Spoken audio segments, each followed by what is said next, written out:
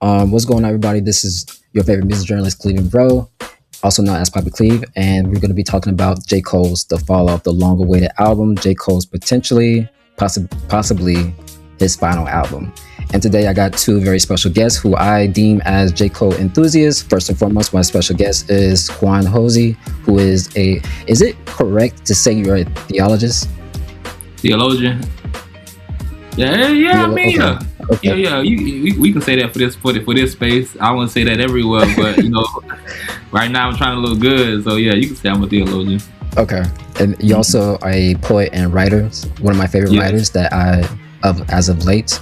And also we have Jay Larry, who is also an artist, producer, and owner of Lovers of Art. How are you guys doing? Doing well. I appreciate the opportunity, bro. Yes, sir. Absolutely. Now we're gonna be talking about J. Cole's The Fall Of, and the first question I think I want to ask y'all is, what was the song, the moment that turned you guys into a fan of J. Cole? I remember like it was yesterday. I can go first on this if you don't mind, Kwon. Yeah, you go ahead. Yeah, go ahead. Mm-hmm. Yeah, it was 10th grade. I was texting my dog, read about this earlier because I didn't know if it was 9th grade or it was 10th grade. But I ain't gonna cap like it was 9th grade. It was definitely 10th grade. It's probably like early 2010. We were in Miss Beach English class, and it was a song called "Show Me Something." Like, show me something. I'm lost. Can you show me something? And I just remember hearing that song. And I was like, what the fuck? Like, to be honest with you, like I was just coming into like a conscious mind for real. So like the fact that he was telling a story, it rhymed, it made sense. And like I felt something like after I heard the song, I was like who the fuck? I've never heard of this dude. Who is this? He's like, I just found out about this dude named J. Cole, blah, blah, blah. And he was like, he actually got like a mixtape or something coming out like next month or in a couple weeks, which ended up being Friday Night Lights. So I was just like, from there, I was like the biggest fan. Yeah, it was it. I think I probably was in high school. I was in high school because the first tape came out. They all came out around 2007, 2008, and I didn't get to high school until 2009 or 10. So when I got to the first project that really resonated with me was 2014, but in that before that point, I still began listening to the mixtape 3 and 4 years after they came out. So I'm listening to I Get Up, I see the clouds in my window, this like all of that, and I'm in high school. Wow. And he's rapping about when he rapped about home in the wintertime, and it's registered. I'm like, oh bro, this nigga's in college and he's rapping about what I'm finna go do. And growing up in Florida, niggas was listening to Bootsy, Gucci Mane, Webby, and all of them. So I'm like, man, I like my palette needed something totally different. And songs like I Get Up. I mean, when I heard him rap off Dead Presidents, the Jay-Z joint, and then outside of him being able to just relate to his experience, I was like, nah, he can actually rap too. And so if it wasn't I Get Up, if it was later on, as I got older, around 18, 19, 20, it was probably Wet Dreams. Because I feel like if you a J. Cole fan, you know that song word for word. So if it wasn't I Get Up, that song just felt very hopeful. It was just something in it about. It was just something in it. I'm trying to remember something he said in it, but I can't. It ain't coming to me right now. But if it wasn't I Get Up, it was probably Wet Dreams. Because Wet Dreams was like, damn. If you remember when you were younger and having even these, what is in hindsight, what is these premature experiences with sex and sexual encounters, and then he's recalling it. It's like, damn, I can. Sadly, I can. You know what I mean? You can relate to it. So I would say it's those two songs. It's crazy how we all kind of experienced J. Cole for the first time in high school, or at least for the most part in grade school, and that's the same for me. So like, I remember one of my homies, Mike, who was a big fan of Jay-Z, and around this time, Jay-Z put out the Blueprint 3, and he was like, "Yo, you gotta check this song out. Star Is Born. This is dude named J. Cole on here. You gotta check him out." So he played me the song. I was a fan ever since. That verse alone, He snapped that. started everything for me. That's when I started downloading. Well, I believe Dat Piff was around this time too. Run So that. yeah, Yeah, so like I yeah, immediately like searched up like see what else he got going on. So I started listening to the come up. I remember being on the school bus, listening to the come up like every day. yeah. And also like fun fact, it is not really a fun fact, but he's probably other than I think he was one of the first artists I actually bought music from on iTunes. I think Yeah, yeah. Mm. with the Sideline Story. I think yeah. But no, that verse alone started a whole fandom for me, and ever since, it's crazy. Well, it's just crazy to see how much he's evolved over the years. But yeah, 100%. that's yeah. So just get into let's transitioning into the actual album. I want to well, I'm sorry. I want to ask y'all what's y'all first impressions of the album, and how has it changed after like a couple listens? How much time we got? Cause both of us got about 30 minutes in us, I'm sure. On that answer. Yeah. Now I can go. I can go real quick. I say if for first listen, it was underwhelming. And all, if I'm being Okay. completely honest, I'm talking about like the first because I stayed up Thursday night. I listened to it up until maybe 3 a.m. Friday. So I'm up and I'm listening to it. And again, but I'm taking it in without thinking about it all critically and everything else. I'm just listening to it. I was underwhelmed because again, this is first listen. I'm underwhelmed because every song I'm waiting, anticipating another voice. I want to see when I heard Future voice on track 3 or 4. I was like, oh, that's what Run I'm the Train. doing. Like this how we go. This how we run the train. I'm like, this how we going out. He going out with a bang. He got Future on this joint. Then I heard Tim and Future again, and I'm like, okay. And then as time as the album goes on, it's like a 5 minute song, nothing but Cole. I'm like, damn, bro. I'm thinking he gonna have. I wanted to see more collaboration. Granted, when he had P.D. Pablo on there, he had Burna Boy. I thought Burna Boy should have been on the song that was before the one he was on. The with Life Sentence. I thought Burna Boy should have been on the joint with the DMX rendition, because that just felt more Burna Boy-esque to me. But either way, I thought it was dope. But I was underwhelmed because I just wanted to see more collaboration, and it felt like Cole was just stretching himself so thin, and he can drop the whole album with very little features at this point in his career. It's like, bro, you know what I mean? You the man, you did it. Now let's get some. I want to see some more people. So that was the only thing. Now, what I had to do in terms of what I did in terms of hearing it and it becoming an album I like outside of those specifics, I had to listen to only disc 1 for like 3 days straight. I didn't listen to disc 2 at all, and now disc 1 is from Safety all the way to the last song. I'm like, I don't know if I don't skip a song in this sequence, bro. And I just came around to Bombs in the Field. I didn't like it at first, and now I love it because the last minute of the song, shit will bring you to tears. I'm like, man, this shit is amazing, bro. So it's one of those things. Like I think it's one of those slow burn also albums, which a lot of cool projects like that. Some of the best albums that I think have dropped are those slow burn albums where you got to listen to them over and over and over again. I didn't like, if I may, To Pimp Butterfly until 2017, bro. I didn't like it until 2017. So I'm saying this album could be it's 24 tracks, but it might be one of those slow burn albums as well, especially because it's longer. What we was on Cole album. No, Yeah. I agree with your sentiment most definitely. I don't want to say I was underwhelmed, but the first 2 songs, I ain't gonna lie to you, I'm one of the biggest Cole fans literally that exists.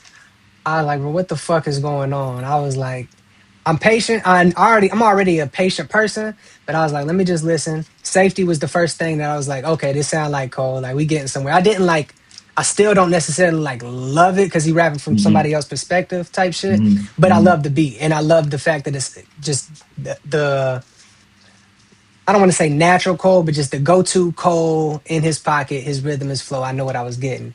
Run a Train, like you said, that was the first one that I was like, oh, okay, this is what we getting. Because I immediately picked up on the interpolation. That was the only interpolation on the album also that I liked that he did from himself. The fuck do you know about my passion? That was him Mhm. whenever he did that shit on Be Free. So I thought that was super dope. Like, Oh oh, wow. having Future do this shit, and then they extended upon it. I was like, this shit is so Oh. dope. And then to him have him in that like laid back flow, like I loved everything about that record. And then the next one was Poor Thing. I was like, this is Cole on that energy. I feel like Yeah. everybody loves Cole on that. Bro, just talk your shit, bro. You that nigga. Everybody know you that nigga. You Please. too.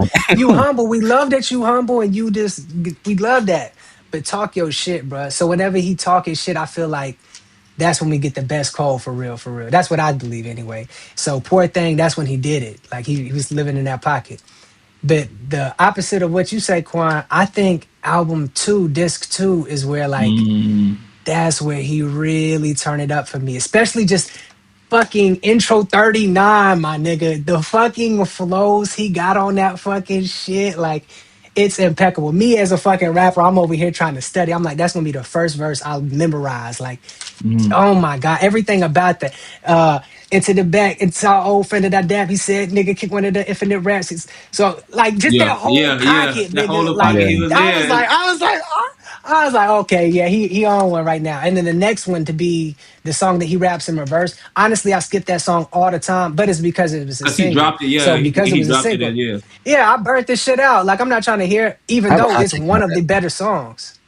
Go It's ahead. crazy. That is. It's definitely one of the and even It's as one of the better songs. It's every word coming off as like reverse. That was how he did. I'm like, this pocket he in was dope Come too. on, bro. Yeah. bro, But what, there's a what was your hot take? well for one before I get into my hot take, there's like little details that I notice about this throughout this whole album where his songwriting and just his writing in general is just top tier. And like it's like little details, right? So on we were just talking Hmm. about all of his inevitable, which is like a song reverse, and he gets to a Hmm. part where he talks about marriage, and instead of saying I do, he says do I? Do I? Yeah. Mhm. It's That's little shit like that. and it's Mhm. also like Absolutely. just the commitment to that too, right? So I think Hmm. that's something that's incredibly highly like incredibly impressive. But my hot take is I feel like he should have never dropped that single. Mm. And it would have been And like more respected. it would have been well, not that it'd been more respected. Well, I think the album in total would have been more respected, I think. Because I think it set a high Mm, expectation. But for sure. but I also think he should have kept that song the final song on the album. Yeah, I That was. You should know he what's should have Yeah. crazy? ended the I was song off. just thinking that before you said it, and because as a single is in terms of the idea, I like the trajectory. I see him going with the album and wanting to stay true to that. Dropping that song first Mm, is that's an honest move, right? It's not. I'm not doing this for clicks. I'm not doing this for to make no hit single. I'm doing this because I'm sticking to whatever it is, wherever I'm going with this project. So that's why it makes sense. But if in what would have mm. made if it was the former, then he'd have dropped Poor Thing Yeah. as a single.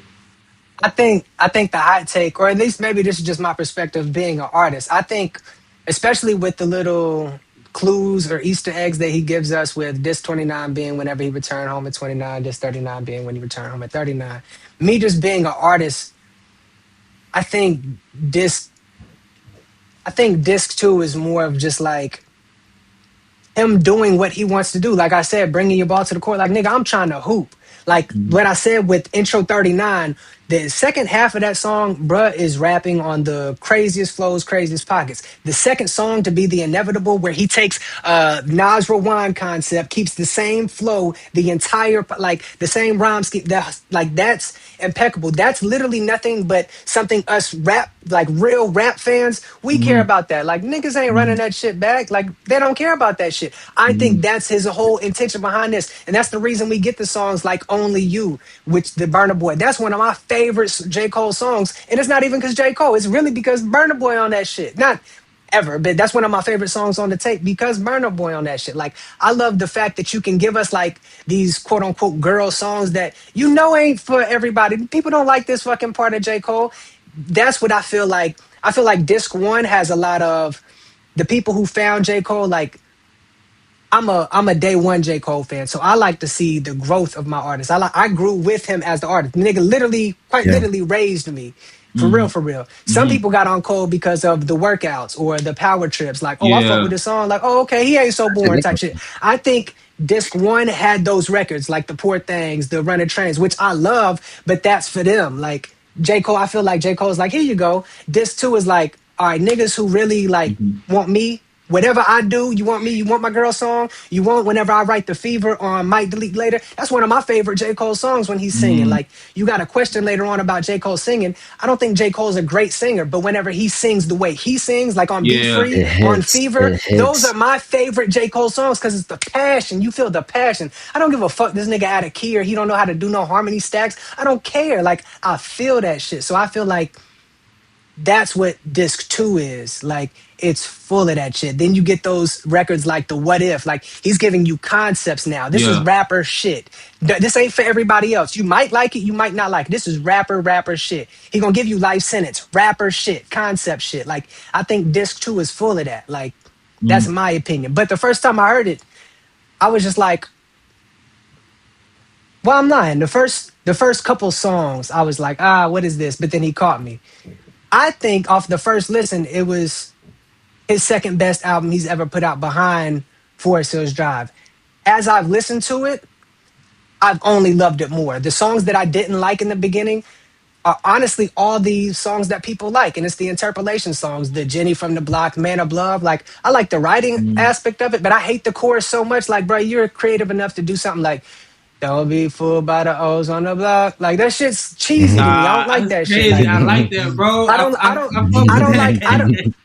Even with the DMX one, like the Hold It Down, like I don't like that's corny to me. Like, I don't like that cold, but I know why you do it. You do it because it works. Same reason Drake did with the what Nice for What with the sped up Lauren Hill. Yeah. Like, Yeah, yeah, people yeah. do this shit because it works. But me being an artist, I know it's a cheat code. It's like, bro, don't do that shit, dog. Like, even like with the Man Up Above, the The Marvin yeah, Sapp the flip, like Mars. I like the sample, but it's like, why are you gonna sample the only church song that everybody knows? Sample a church song that don't nobody know. Like, Yeah. why are you gonna pick the Yeah. one song Yeah. that everybody know? That's corny to me. That's cheesy to me. Why do you pick the one Lauren Hill sample song, Drake, that everybody know? Like, pick something that don't nobody know. Disguise your shit so it don't look like you choosing a hit that already works, and then you gonna be like, oh, if this works, let me just switch it up a little bit. It's gonna work again, nigga. Like, but I say that to say this is how I'm hearing it the first time. As I listened to it, that shit kind of faded away. Like, I be listening, Nah. don't be fooled by the O's on the block. I'm like, that Yeah, shit it get hard. Like, around. but no, and that was my way with everything. Even the let out, bro. Like, Mm. I the first time I heard it, I was like, I love this beat, but I don't like what he doing on the beat. And now I just be We can vibing make with it do that the shit. Like, I late found night nigga singing that shit. that all that shit. But it's like, I grew with it because I'm a fan. I'm not just gonna listen to something one time and be like, bro, I'm not fucking with this shit. The two Mm. songs that, because I'm already like 11, 12 listens all the way through in at this point in time, the only two songs I definitely don't like are the intro and the outro. But I don't think those are really meant for me to like. I think that's just some North Carolina shit where niggas be playing country shit. And I don't fucking know, but I don't like the shit. But everything else, like, I've found appreciation for at some point in time, most deaf. Yeah, nah, I think again, that's I'm real. gonna say I think this is second best album ever from Cole. For me, when it came to the first impressions, I was very disappointed and thought this was very underwhelming. Mm. And I was asking myself, are you sure this is going to be your final album? Are you sure this is what you want to Mm. leave your legacy with? Is this what you want to leave us with? But after like the second listen, and then we start reading lyrics, thank God when they put up lyrics like the next day, it starts getting better and better. My whole view of the album has changed. Even listening to it today, I'm like, this man's a really good writer. Because for one, I still have some like questionable, not questionable, but I still don't like some of the songs on here. I think definitely think this album could have been condensed. I think I don't really like the song with Burna Boy. Actually, I don't like that song Mm. whatsoever. Mm. So I'm And I gonna ask. don't. Go Oh ahead. no, go ahead. My fault. I'm gonna cut you off. I'm gonna say it's about whether or not this is his last album, but I really want to wait. I mean, I kind of want to say it now because it's if you don't know if you've been on Instagram, there's been a clip going around of him talking to some dude at a shoe shoe spot, right? Yeah. And please, I'm gonna let you get Yeah. back to your story, brother. I apologize.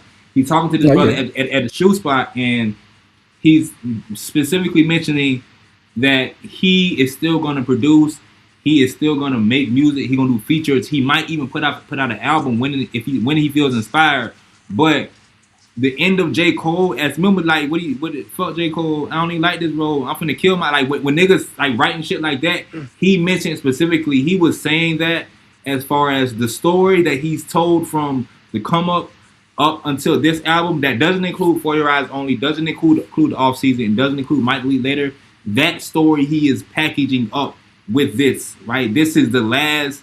This is damn. It's damn near like a saga. Well, you know how you got Dragon Ball Z Yeah, is yeah, yeah, it's the Cell Mhm. Saga, Frieza, and even you got the Avengers. The End Game was the last. That shit is over with. The Now it's a whole series. Hmm. exactly. So he's yeah, saying the fall off is the end of him feeling like he's chronicling the J Cole story. Like the nigga 39, nigga ain't finna be just like with the three stats, man. I'm not finna keep rapping about like my evolvement as a human. It ain't nothing wrong with it, but some niggas just don't want to do that. So that's what he said it. I could send you the video. So this ain't his last album, just so we can redirect Hmm. our trajectory when we That's talk about what that.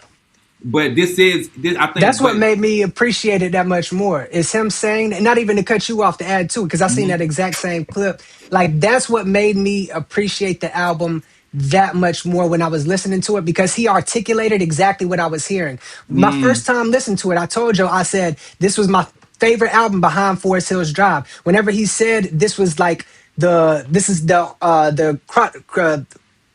chronology of how it went. It went from the come up, the warm up, Friday Night Lights. Then it went to Sideline Story. Then it went to Born Center. Then it went to Forest Hills Drive. That's where it stops, and then it comes to this. So if you listen to it like that in that order, that's what it is. He said the side quest is the For Your Eyes Only, the yeah, KODs, the Might Delete Laters. He said those are just side quests. He said specifically not are those just side quests. He said the For Your Eyes Only and the KODs. Those were specifically concept albums. So like if you view it from that perspective and you listen to those albums, you like, oh, this does sound like he ain't writing from his perspective on For Your Eyes Only. It's just a dope ass concept. It's just a concept album. Same thing with KOD. Cole ain't on drugs. His mom might have had some experiences and shit, but like he's writing a concept album. But as far as the J. Cole story, again, this nigga raised me, so I'm listening to the story like the first time should I admit that a slutty bitch was my first smash? Like is the mm-hmm, experiences I'm living in real time as he's writing this shit. So like to hear the evolution of that story, it stops at Forest Hills Drive, and you if you listen to the music, you can hear that shit. So listening to the fall off, like that's what I was hearing the first time I was listening to it. I was like, oh, like okay, this is what you did afterwards. Okay, you had a kid. Okay, you really with your lady now. You ain't cheating on her no more. Like, it's all in the music. If you listen to the music, he telling you what he doing. Like, so it's like you hear that. You hear like him getting comfortable in the like. Okay, bro, I'm a father now, bro. Like, I don't this rapping shit cool, but if y'all niggas ain't hooping for real, like y'all got it, bro. Like, I hear it from that perspective. So in terms of like this not being his last album, is 100% not his fucking last album. yeah, And you yeah, know, another part in the album that cemented it for me was on Quick Stop. At least for me, this Mm, is kind of like my theory mm-hmm, when he was talking. Well, he meets this dude at the gas station, but towards the very end, as this person is like spilling his life or telling his whole life story, Cole talks to him about like, hey, well, he's reminded of why he wants to rap in the first place or why he loves hip hop in the first place, because he's hearing someone who pretty much the only way he was able to get through life was through Cole's music, which kind of like reinvigorated his purpose or remind him of like, yo, I see how I impact people, and that's the reason why I even make music in the mm-hmm, first place. mm-hmm. And I think 100%. that's something. I think that there's something there that's very powerful, and also like how I think it's triggered him to say like, okay, maybe I'm not done just yet in this music journey of mine. Maybe there's is more It's for me to almost like say. him reaping the fruit. Like he poured so much into Yeah, the seed, he watered the seed, and like, oh damn, like people are actually gaining something. Like this is fruitful. Like I think that's what Mm. he's feeling in that song. It's like, oh, it's the difference you make. Oh, it's the Yeah. difference you make. And even with the passion, like I love when he raps with that passion, and you can hear it in the Yeah, crescendo. Like yeah, that shit is so beautiful, That dog. nigga voice got so baritone towards the end. I'm like this, like I Love literally it. felt that shit through the You speakers. feel I'm it. like, You yeah, feel it. bro. I'm like this shit is dope, bro. You can't fake that, bro. You can't fake that You shit. yeah. cannot fake that. Just the way his voice echoed, yeah, it definitely felt like it Mm, was kind of like 3D, as if he was just sitting in front of me and be like, "It's the difference you make." 1000. And it's Like, like a gradual. If even you listen, this if it's a gradual increasing of his volume, his passion, and it's like, That's what a damn, this, crescendo is. Yeah. That's yeah, yeah, what's okay, so yeah, that's what it, beautiful about it. yeah, man. I'm like, That's man, what the this is word amazing. crescendo means. It just gradually gets louder in volumes. It's like you just hear it, and then the passion, like it gets more aggressive. It gets more aggressive, aggressive, aggressive. Yeah. It's the difference you make, and it's like ooh, and then they become somber. That's that horn comes in. And then he Ooh, started this melody. shit. He hit to It's get so like his little beautiful. melody again. I'm like, oh, but this shit Yeah, is. He that shit sampled beautiful. the Devin the Dude joint. I forgot the name of the song, but that you need to change our way. That was also Oh yeah, another yeah, yeah. rendition. That Yeah. yeah, Mm. yeah, it was mm. dope. It was dope as hell. Word. I love Devin the Dude too. I need to peep that. That's slick. Yeah, You I yeah. know, didn't catch that one. actually, the first time I listened to Quick Stop, I thought the whole verse was a rapping from the other dude's perspective, even Mm, towards the very end. But even now that I even think about it, my theory was that he's also talking to himself, or at least these are words that he's saying to himself. mm-hmm. Mm. Maybe that's maybe much of a reach, but I kind of felt that way. That maybe that was Something something. to that though. Remember he got a song called Note to Self a while ago?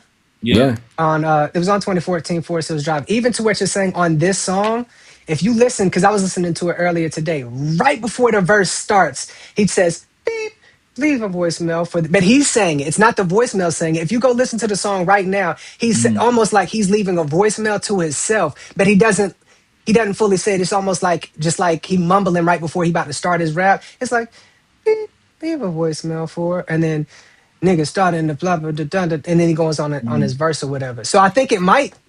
I don't know. Maybe that might be a reach as well, but it might be like a letter to himself from somebody Hey, else's I like perspective. that. Like, hey, remember, like, hey, this is the impact you're making. It's the difference you make. Remember when you was at the gas station and somebody said this? Like, remember this, Cole. It's the him saying it to himself type shit. Mm. That's the But real good take. but That's listen a to real that. good way to hear them hear. That's the good way to hear songs like that. Like this is a damn near yeah. nigga audio journal, and he finna go back and hit this for himself because he needs it going forward. 100%. Yeah. 100%. He does that a lot on this album too. He references past work. I know he references Wet Dreams. I can't remember what song it is specifically, but I know he does that. But there's a lot of like threading that happens throughout this album. Hmm. What's your Mm-hmm. thoughts on that? He's always done that in his music. Mm-hmm. Always. Always. But I think it's doper the intention he puts behind it. Even with like the be free shit that he has Future do. Like he could have simply just did it again. But like the fact that you use Future to do your fuck do you know about my passion? Fuck do you know like that's so dope to me. Like Mm-hmm. I don't know. It's simple, but it's like that's just dope. And it's random as hell, but Cole and Future together is definitely a dope ass collab. Given Red Leather, right? Mm, I'm thinking about Red Leather, and I'm thinking about the two songs Future on this project. I'm like, mm, man, Cole and Future are dope. And Future he pairs well with a lot of people, right? That's another random ass He take, but does. he pairs well with a lot of lyricists.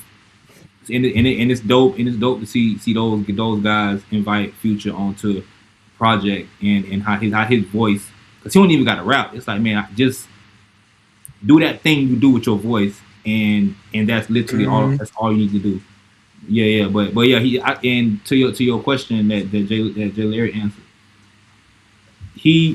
he does a very good job of reminding you of where the story is, as far as threading, right? This sort of in some spaces is intertextuality, right? Is how is the other, how are his other projects or any other projects from his past either in conversation with this, or how do they show up in this one, and through his doing, or even just through what you hear. It's like this, he may not be, he Hmm. didn't write this clearly, but I hear other songs or other projects or other moments from his career present in this album, and he just does a good job at. And guys like him and other rappers who are very good storytellers, they do a good job at letting you know, hey yo, we on page 56, second paragraph. That's where we at in the story right now, right? That is where we are. And Cole damn sure knows how to do that, and he gonna if given a chance, he gonna find a way to loop his older song or an older album or an older moment.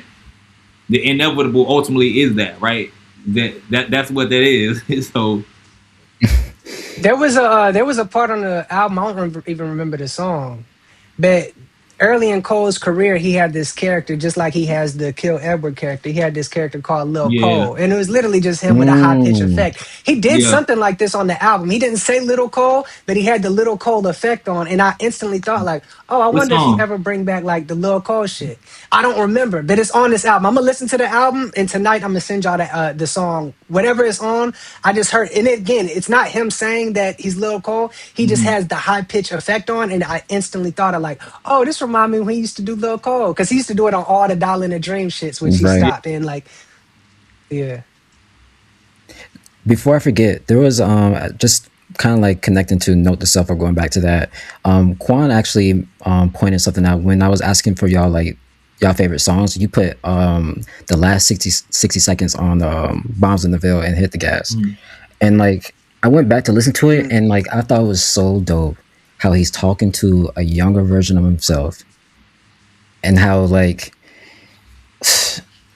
it was something about how you don't know where life is going and he's like talking to his older version of himself on FaceTime and then like His he's setup was showing them crazy. his family. Yeah, the setup is mhm. insane, and it's Yeah, just this whole thing of like I don't know, man. I'm kind of thinking this may be his some of his best work, but it's like Yeah, this you throughout said you this were whole album. underwhelmed at first. I was, but the more I listened to it, and then when I was like reading the lyrics, I'm like pointing out like, yo, man, he's like really like connecting the dots and making a whole cinematic scene.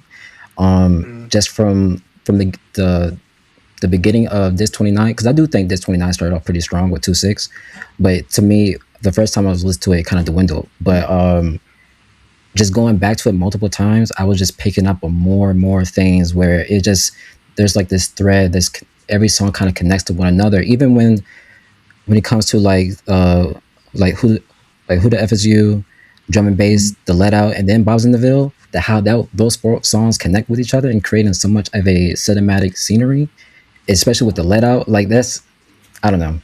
I think this is some of his best writing, or at least Even if you peep the songwriting. correlation between Who the Fuck Is You and Old Dog, they both got the same intro, the mhm. 910 number, so you know a nigga's ha. And then one is 2-6 with the blueprint. Yeah, maybe that's Old Dog. That's my shit. He snapped on that shit. And like the fact that he had that same shit on Who the Fuck Is You, I thought that was dope. Just like having those two little threads, especially with them supposed to be two separate albums. I thought that was mad dope.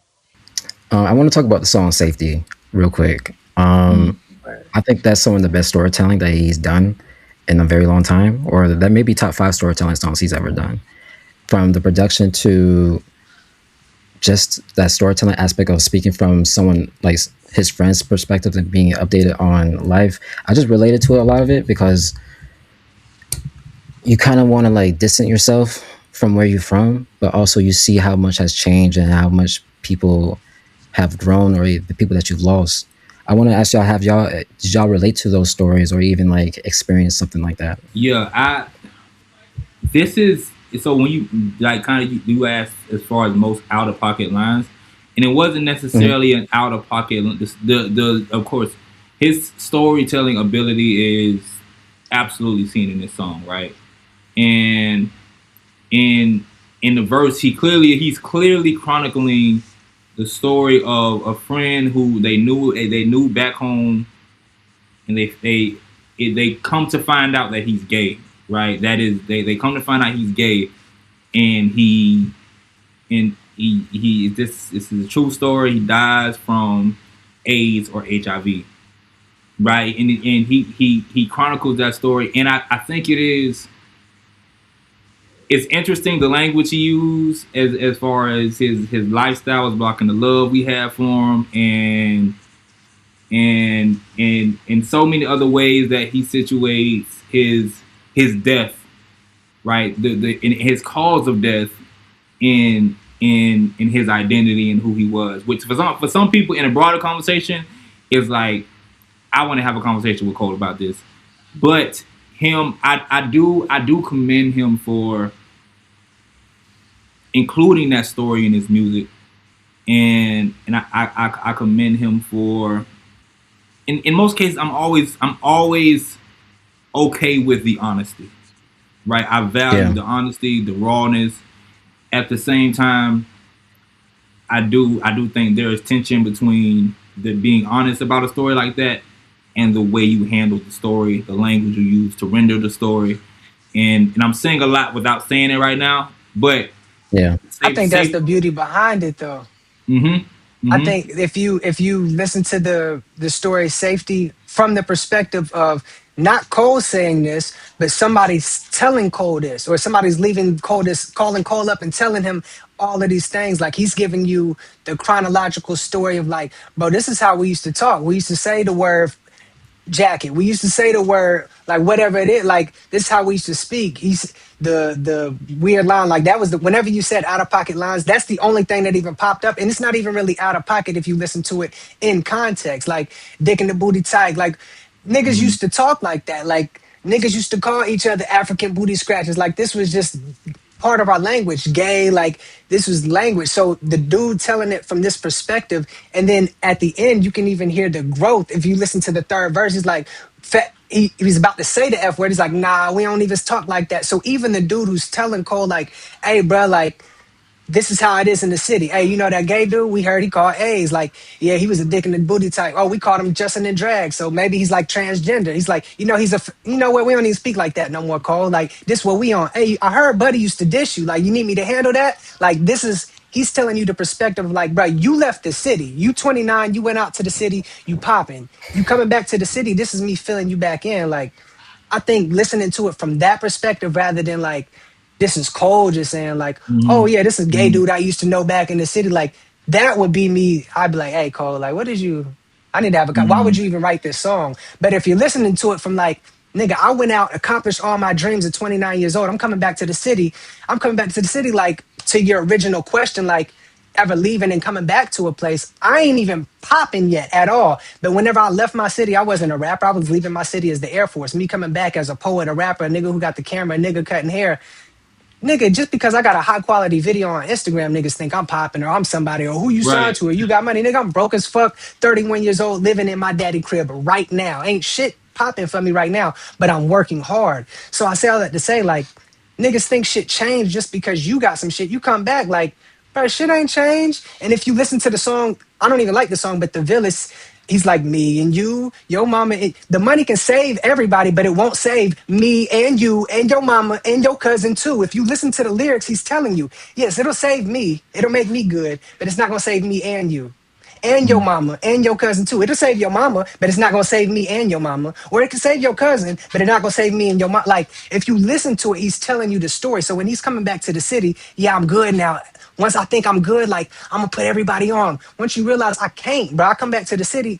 Bro, the city is fucked up right now. And you know that gay dude we used to diss out? Bro, like, I know you got in the mindset where we don't do that shit no more, but he's dead, bro. We can't change that shit. So we need to have the perspective Mm. moving forward. Like, bro, we can't do that shit. Like, Mm. if you have that perspective of a nigga coming home, like, I got it now, Kwon, we on. And it's like, bro, I'm not on, bro. I lost the love of my life. Like, this shit is fucked up. Like, you Mhm. can't, if you listen to it from the perspective of like, nigga, you left.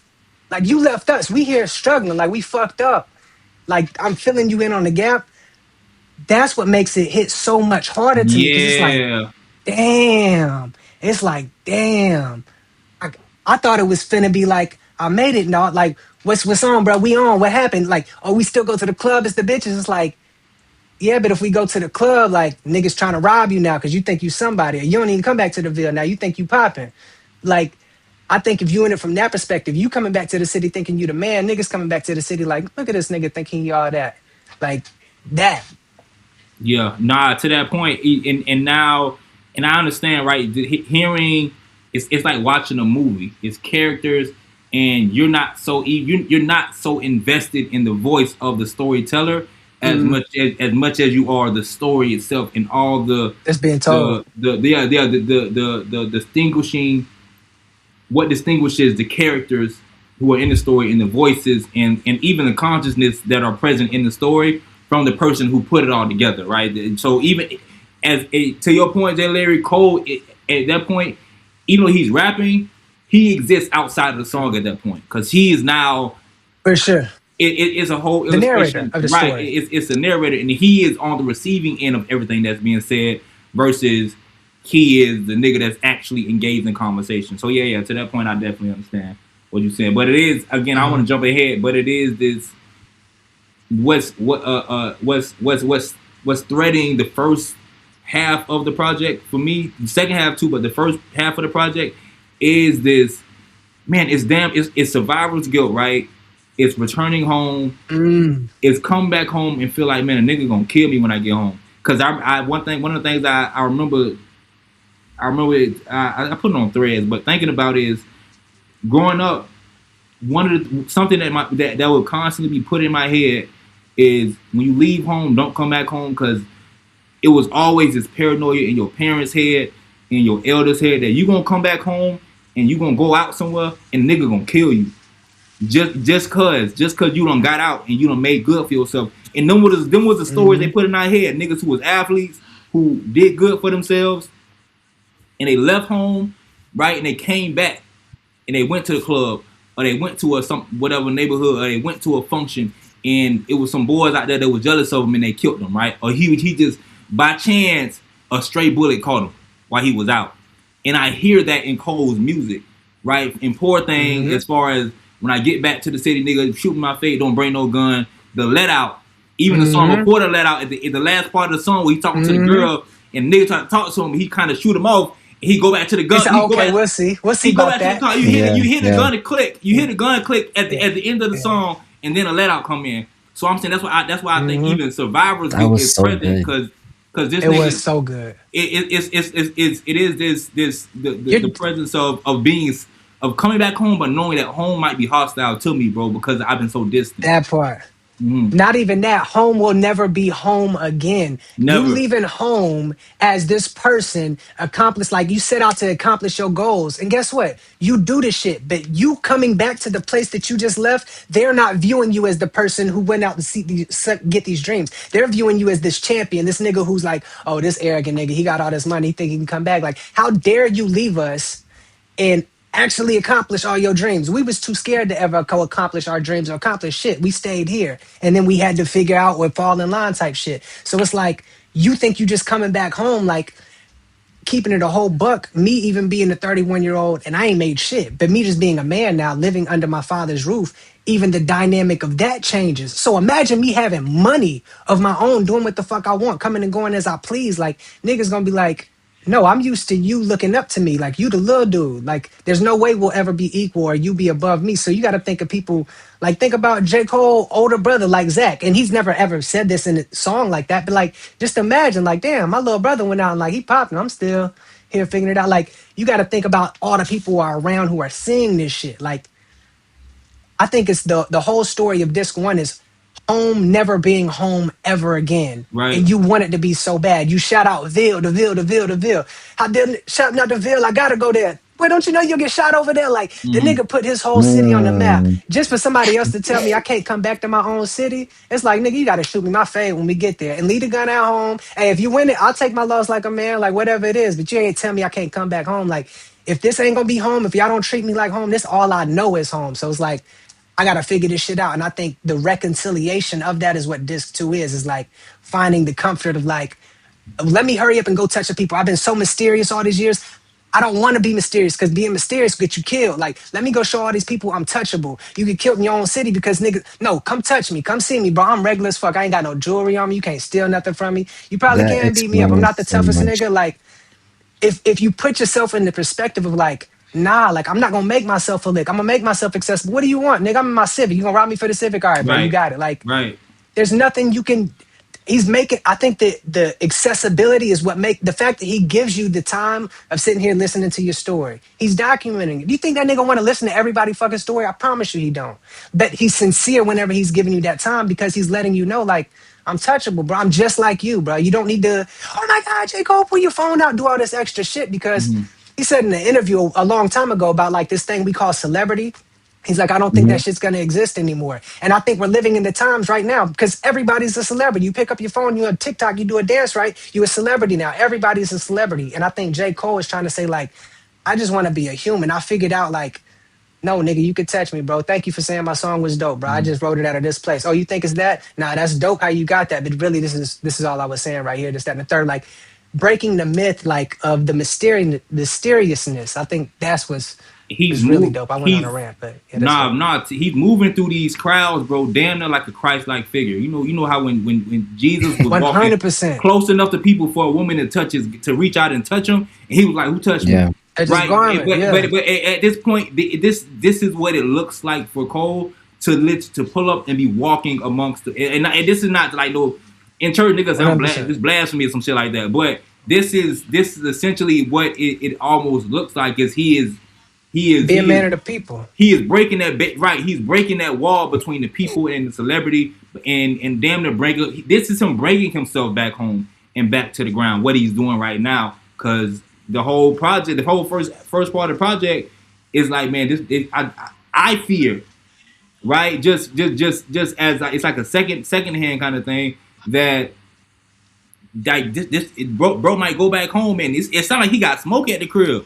It really sounds. I'm like, it sounds like somebody at the crib don't like him. Okay, and he trying to piece it up over on wax, address it on wax. So when he get back home, whatever he do, is you know what I'm saying, he's already addressed it. But it's yeah, it's funny. It's interesting how he's slowly removing that wall, that border between himself and the people and just regular common folk. Funny enough, when you I was saying like you put up a old interview of him saying like celebrity was probably not Hmm. going to be existing anymore. I was actually going to name the video of that. I was going to name the one that put out today, which the man of the J Cole is the man of the people. I was going to say J Cole doesn't care to be a celebrity, Right. and Word. it's going to be well as y'all see the video. It was pretty much about that, but Mm-hmm. just moving forward because you guys spoke a lot and you guys doing your thing. Y'all gave me a new perspective on the album just now. Mm-hmm. But what I want to talk about, like the spiritual things that he was talking about, like on Man and Above, where Mm-hmm. he was talking about how a lot of things. Well, I think it's still a continuation of Survivor's Guilt, but just how he was able to come out of make it out of that. And I also just to add on to it, I think another thing, just speaking on his on the love for Ville, but also that you can't, he's not able to go back home. I also sense that there's a he's keeping things at arm distance, and also how he kind of like the same love that he used to have is not there anymore. It's also something that's fading away. The love for rap. Not for rap, but for the Ville.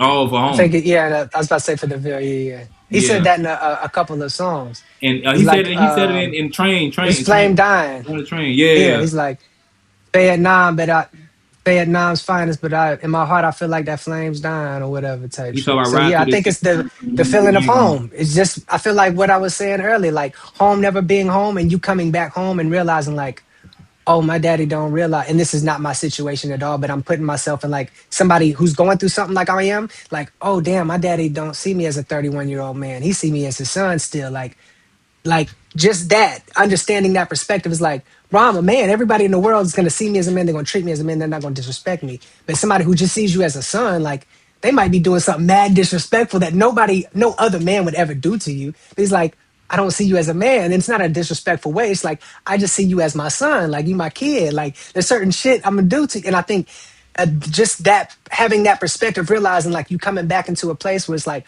oh, this is never going to be the same. And the flame that I had, like, I remember because I left home. Sorry to take this over. Like I left home and I used to come back on like the holidays, and it's like on Christmas time. And there's a certain point in time like I just stopped coming back.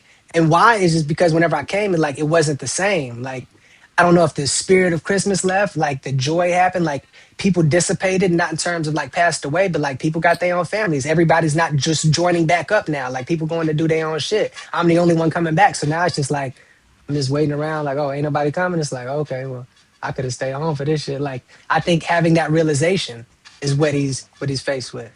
Mm-hmm. And I know Kwon, you had like a kind of a deeper theory or idea of like the spiritual side of this album too, right? Yeah, yeah. I mean, man up, man. First of all, I love the biblical reference he makes with Deuteronomy. Ain't shit niggas can do Yeah, but honor me. that's one of my favorite bars. I was telling niggas, bro, if you read Deuteronomy, it wouldn't basically the only thing they could do was worship Yahweh. They couldn't do nothing else outside of that. So using that as a punch for ain't shit niggas can do but honor me, like on doing Deuteronomy type shit. I thought that was dope. But Cole Mhm. has he has always been spiritually inclined, not in the sense where he is knowledgeable, right? But I think his curiosity is the place where he writes from. And Man Up Above Mhm. seems like that. Man Above is also a heavy track. When he get into that, Yeah. when he praying now even through some gospels on his playlist, tears streaming down his Mhm. face. Marvin Sapp like never would have made it. I'm like, bro, this like Make it. it's so simple, but it just seems very sincere, right? Yeah. It just seems like it is absolutely an effort on Cole's part to tap into the spiritual, to tap into his own spiritual power, or to even understand something that he feels like has gotten him where he is, but he just don't know. He just has no sort of no way to conceive or even illustrate that thing in such a way that somebody that's a Christian rapper or somebody that I don't know if it's a Muslim rapper, right? But that's not a category we use. But he's not able to illustrate it with clarity yet. So he has moments in his career, moments in his albums where I see him. He's reaching for that. He's trying to really paint this picture, but it ends up coming out like Man Up Above. It's just very honest, very straightforward. Very. I don't have it figured out to the degree that most people who follow traditional religion do. But Mhm. I'm gonna do something with what I know and with what I've experienced. And you get songs like Man Up Mhm. Above, and you get these witty little punchlines relating to the Bible and relating to I'm probably gonna go to hell if Jesus asks for a feature. You get all this throughout his career.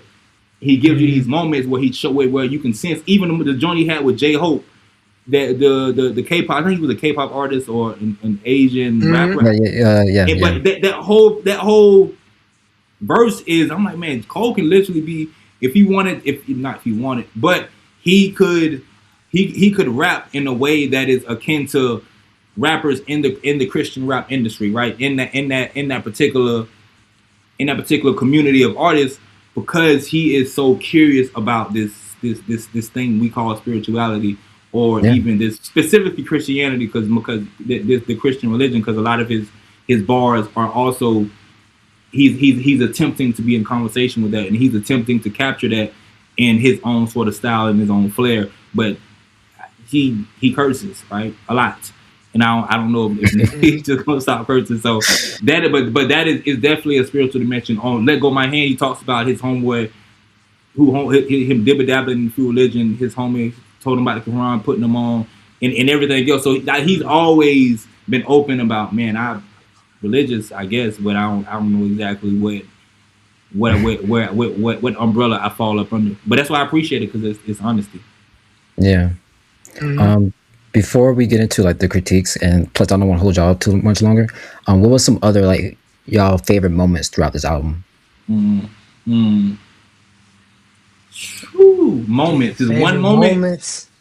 I would say I'm gonna go first, bro. Mm. See, I'll be quick. So if it's not the last minute of Bombs in the Ville, and for me that is absolutely a moment.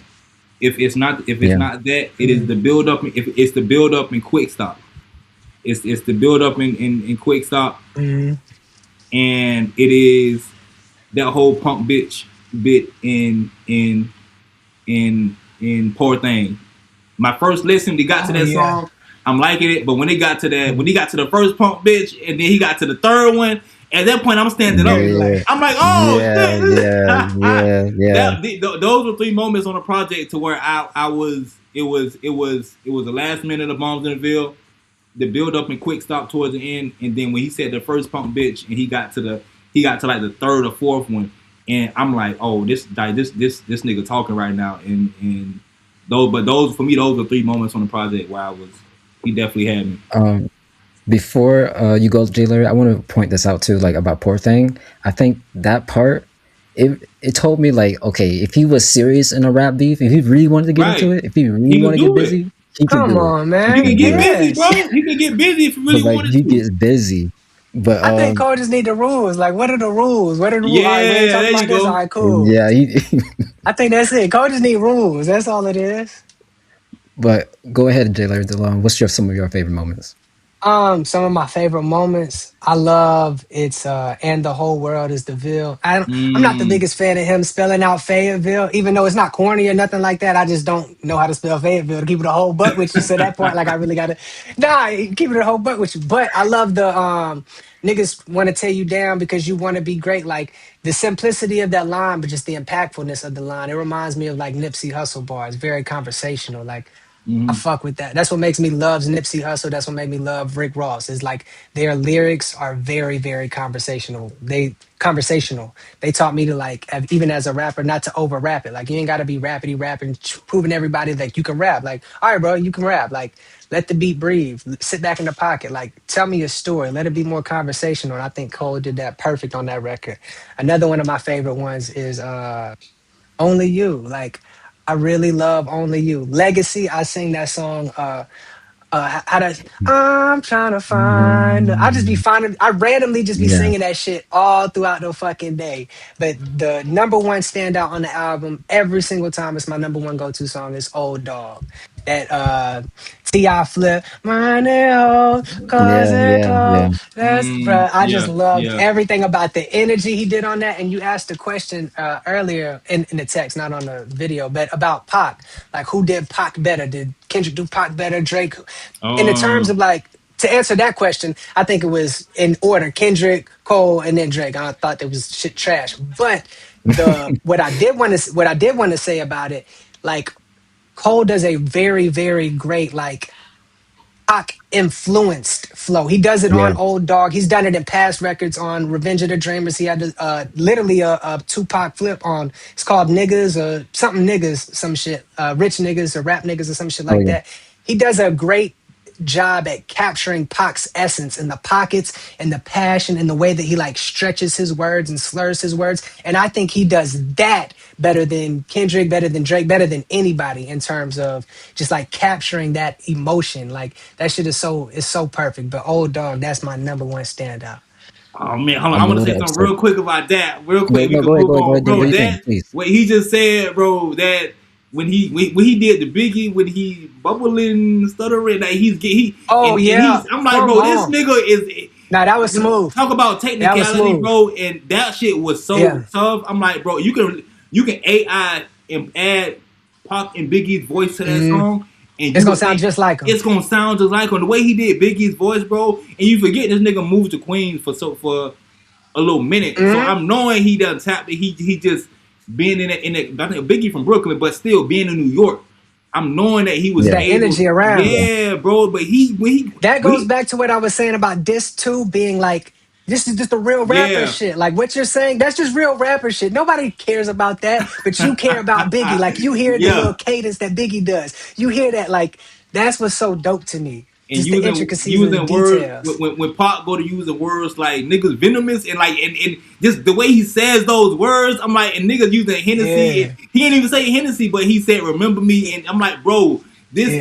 this is Mm, damn near this like Pop spirit was in the studio when this nigga was recording the 100. song, had to be. I would say like some of my favorite moments too is like the use of samples and how he Yeah. also how it plays a part in the storytelling. Like Man Up Above ties right into what he was obviously talking about, but also like with James Taylor, like in the 29 intro, the song Carolina in My Mind, which pays love to Carolina, but also like how a lot of these not just samples, but interpolations are also like paying homage to the South, his love for the South. Like even with Boozy to Set It Off being played in the Mm-hmm. background. Yeah, Um, that was tough. if Future do the Usher's Nice and Slow, that's Atlanta. The Petey Pablo, like you just brought up, even though it's Ti, but it's also still a flip on Petey Pablo's Raise Mm-hmm. Up. Like that's genius. And that's honestly that genius behind it. That's what I didn't like about it because it's like, bro, you're already sampling something that's gonna be good, which is Ti, and then you're using an interpolation of another song. Like, hey, again, that's my favorite song and I love it. But like, you already using a cheat code. Now you're using two cheat codes. Like you using unlimited health and max money and ammo. It's like, bro, you doing all three. Pick one, Right, bro. Like you can't right. do both. You can't do unlimited health and max Yeah, ammo. yeah. Like that's what I thought it was. But again, it was executed perfectly, and I agree 100%. Especially in terms of like tying the story together and the use, like the way you use the sample. He did it perfectly. Like I'm not throwing no shade in any way, shape, or form. But for Cole, like being Cole, it's like yes, it's gonna work, bro. Like, yes, everybody's gonna like it. But like, do Hmm. you even know why you like it? I know exactly why everybody likes it because you use this element, and you're also J. Cole. So it's like, it's gonna work. Yep. But I agree 100%. I still think the high for me is still the fall off is inevitable. I still think that's probably the best song, probably my favorite out of the That's thing. fair. I think it's a perfect rap song from production to just how creative it was, just telling this whole thing reverse. Just moving on to the critiques. What is y'all critiques on this album? And we'll start with you, Kwon. Oh man, critique. I would have. I'm gonna be. I'm gonna be. I'm gonna lead with very hopeful honesty. If that's even a good way to say it. I wanted to hear Kendrick on the album. I'm gonna just be honest. Mm. I wanted to hear Dot on Mhm. this album. I want. But again, if at the point where it was rumored to be his last joint before he's out, I'm in my head. I'm thinking, okay, we can we can finally get something that we've gotten before, right? As a tease, but a planned out collaboration where both of them will could possibly win a Grammy for this, and they can be on that stage together, right? That's what I wanted. That's what I wanted to see. But now that I know that this album was just him ending his own life story in a sense, it makes sense why he didn't have why he was it was very like minimal collaborations. But that was the strongest critique for me is wanting to hear collaboration, wanting to hear more fluidity in terms of production. And and even wanting to hear more collaboration because if Cole is a nigga that say I hop on anybody track and do X, Y, Z, okay, well put niggas on your songs then. And I'm talking about some Mm. spitters. Mm. I'm talking about Currency, Freddie Gibbs, right? You went toe to toe with Benny, but I think even on the Benny song, Benny was holding back because he had Mm. he had Cole Oh. on the joint, right? That might be an ice Mm. cold take. That might be a very cold take, but for me, I think Benny was holding back. But even some of Mm. these younger cats like Jid, like a lot of these guys like Soul God Cooks and all them from that whole conglomerate, pushing one of them boys, put put one of them on your songs and and then go Mhm. to bat with them, right? So that's just another critique. Is I wanted to see some more rappers on these on your album. Cole ain't never had no rappers on his albums. He had 21 Savage, right? 21 Savage ain't no he ain't no hardcore spitter, right? Respectfully, he's dope, but Yeah, yeah. I don't know if Cole had the joint with Absol and Daylight, Daylight. but that was still supposed to be Cole's moment. If it's still Mm. structured to be Cole's moment, I think the song was made to be this is about Cole because them niggas was going back for back for the first like 2 minutes. So I Okay. wanted to see some more rappers on the album and more collaboration so that Cole is not using all this extra time to sing and harmonize and do all this stuff with his voice. I was like, man, Cole, it could have been more. And I was just upset at the fact you made Poor Thing, but you couldn't put out another. You couldn't. You gave us 7 minute freestyle when Poor Thing is. Mm. And he probably had that song way back in the tuck because apparently this album been done. It been in the works Mm. for how many years? So that was Mm. Yeah, that was yeah. in the tuck. So that these are just some of my I guess critiques. Also, some questions I would If I pose. if I had to have a critique, I agree in terms of the collaboration. I would definitely want to hear, and it's really either or, but I would like to have both, either like a Jid freestyle feature or a Kendrick Yeah, feature for sure. But I definitely want to see like more Dreamville, like even I still even consider Ari Dreamville, whether it's Ari, whether it's Boss, whether it's Omen, whether it's Earth Gang. Like I want to hear them, especially if it's gonna be like your last album, but knowing it's not his last album. But if it was, like I want to hear you go out with a squad. Like, yeah, tell your story, but like it don't make sense nowhere on your album to have a Jid verse or a Kendrick verse. Maybe the Kendrick, especially with what they went through, like I can understand that. But the Jid verse, that's just as good as Kendrick in my mind. Like they damn near equal tier in my personal opinion. And I think like Jid coming with that South shit, I don't know, like I'm fucking with Jid for real, for real. But like I wanted to see that. I want to see you rock with the home team. And this is just me he had more personally Ray. He being a had more J. Ray on there. Who? More Ray. Moray. He was on From this album? yeah, he was on What Yeah, If. He he's was on. He was singing. on the last shit. What if? He was on What If.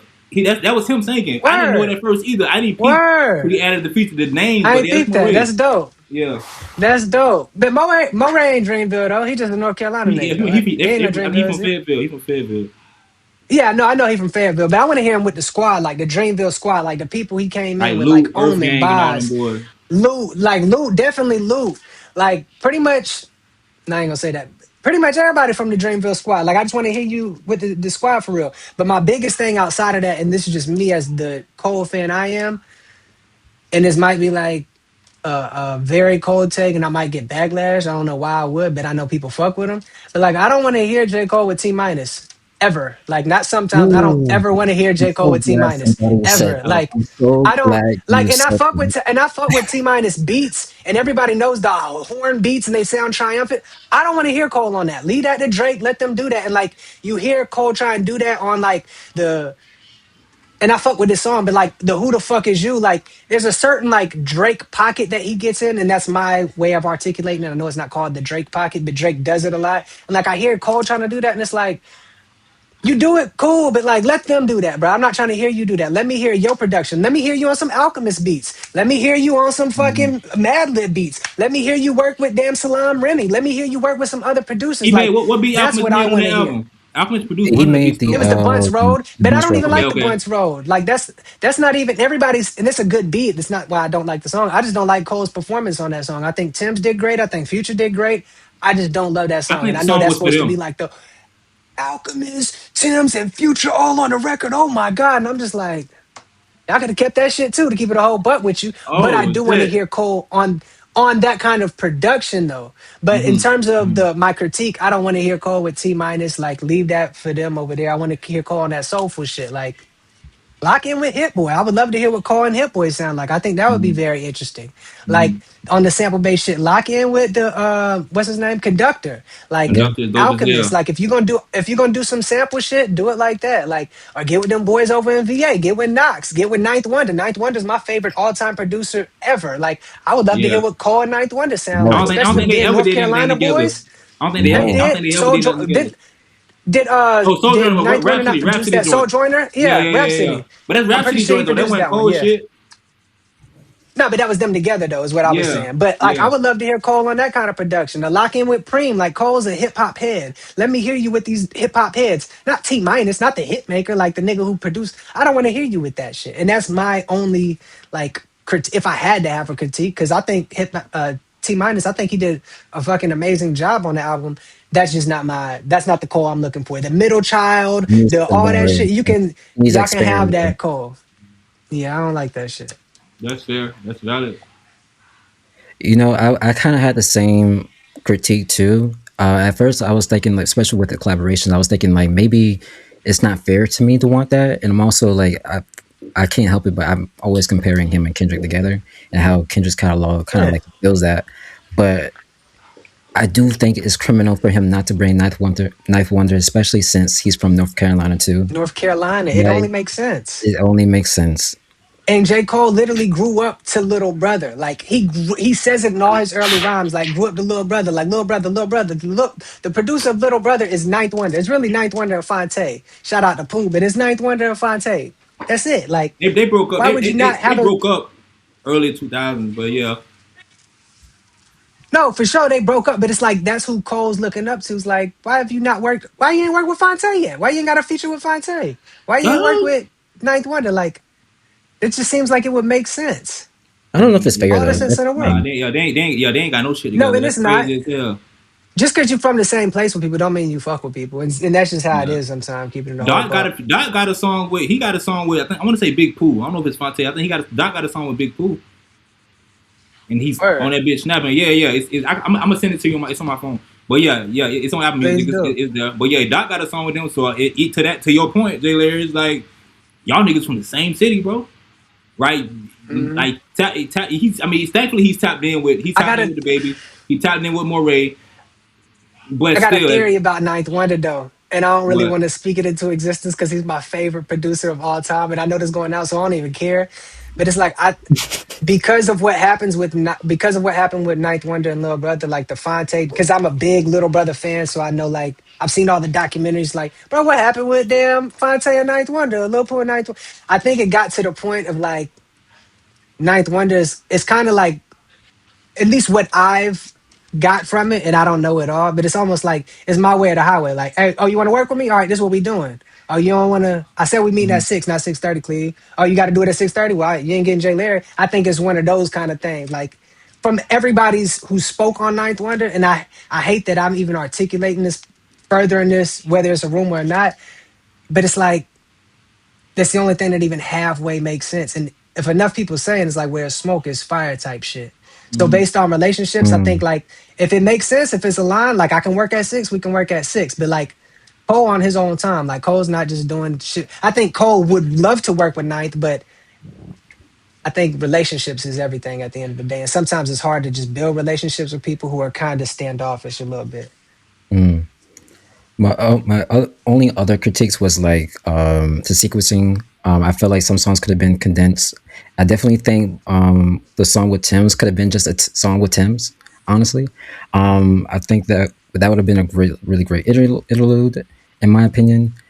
Yeah, that's my big opinion on that one. Also, like I think some of the titles were kind of weird. I think he made odd choices in like word, at least in word choices, like with life sentence. Comparing I get the attention behind it, but I think comparing your yeah, your marriage relationship a prison to sentence. incarceration is Yeah, that's crazy. But I've that's heard It so is. many people echo that exact same sentiment. And it's like, and I get it, but it's like, I don't think it's like a terrible thing, but a lot of people have said that. Like, why would you do this? And it's but like, dang, life. Think about it. I'm in a life that's what sentence. it is, No, though. no. But I'm not gonna compare love, the joy of love, which is gonna be Yeah, yes, to it can like be a hard doing time to life like in prison. my life is taken away and I have no freedom. Like that's Not for that. yeah. But that was my big critiques with that. I don't think there was anything else as far as critiques other than just condensing and just odd choices in writing when it comes to that. Um, how much time do y'all have left? Do y'all have any? About 10, I'm 15 minutes. good on time. Okay. What's some of y'all favorite lines? Yeah, the lines that come to my head all the time is that I'm trying to find the one that's looking for that shit. I'm singing that 24/7. And then the I'm gonna be me, regardless of the emblem that's drawn on the V. I just be like, these are just bars that just be coming to me all throughout the day. Like, those are the main two. Mm. So for me is so I'm fucking with Jay Larry's lyrics, and again he mentioned he like a lot of the love joints. I Mm, like so on Poor Thing he has this real dope kind of pocket he in after the picture of my soul climbing out of infinite hole when niggas die, mm. and then he goes and God live for the dough. I'm conflicted with no digits to show, but fantasies are frivolous hoes gripping his pole, the temperature's low. And you ain't that he just going to this hole, then he goes temperatures low, you know, that ain't stopping little niggas from sliding like the tires on a whip in the snow. Bitches for sure, I'm tiptoeing around the abyss where sticks blowing, piss poor with intentions to glimpse the wrist glowing. face tense from Rick Owen, fist clench when niggas dance, but since knowing that whole Yeah, from Hmm. verse that's nuts. That from the rhyme scheme first is crazy. that shit was Yeah. crazy. I'm like, bro, this nigga is different. So it's that, and then it was a verse he had in Man Up Above talking about one of his homeboys, probably talking about his partner James that he made for Your Eyes Only about, and he Mm. said some clothes saw his over windows to his soul closed, windows to his soul closed, saw his window to his soul, some saw his curtains be closed, but it's something about the window to his soul and just the imagery of all of that. I'm like, man, this shit is. So that's what I'm saying. He is such a good writer, but the way his Thanks. imagination is active, and like window to his That soul was me closed. on. That shit saw his curtains be drawn. I'm like, man, that shit is dope as hell, dog. Bro, intro 39, I gotta read the lyrics too, because you made me pull them shits up. Uh Like, just oh. like you said, like the details of what he said, bro, like it's crazy. Yeah. He's like, uh, into heaven. So I snuck through the back. And when Mm. I entered, I saw an old friend that I dapped. He said, please, nigga, kick one of them infinite raps. Okay, I flip on tracks as long as the beat is on fire. My grip on rack strong as some needle nose plies. So kick on back and enjoy the fresh sound. The best round of black getting rich on. Like just that That's whole fucking crazy. we That's never we crazy. never seen we never seen trampolines but a brick we can flip off that. Like just the whole rhyme scheme of Crazy. that. Like it's just and like he's saying shit that makes sense. Then it's like it's deep what he's saying. Like, oh, a nigga couldn't get into heaven, so I snuck through the back. Then I met a nigga, an old friend, and I dapped him. He said, "Nigga, kick one of them infinite raps." Bro, Okay, and it's like crazy just in that that. whole shit. It's like, wait a minute, what the fuck is going on? Oh my god, like It's Yeah. crazy, this bro. that And nigga's the greatest, bro. in that too, is nigga getting to heaven and saying, bro, kick one of them infinite raps in heaven. Infinite raps, Right? bro. And That then he shit kicks, crazy. and then the rhyme scheme is a fucking infinite rhyme scheme. He's like, okay, I flip Yeah. on tracks long as the beat is on fire. My grip on rap stronger than needle nose plies. I'm like, what the fuck is going on?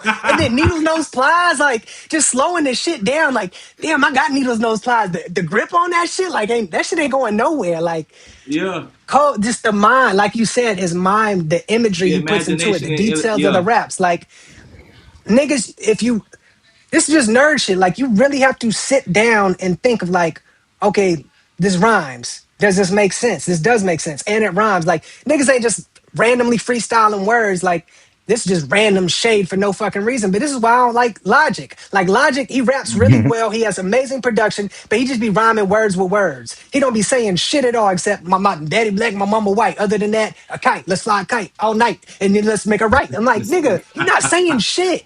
Yeah. Yeah. And it's not, and what Cole do is not, he doesn't overly rely on a punchline.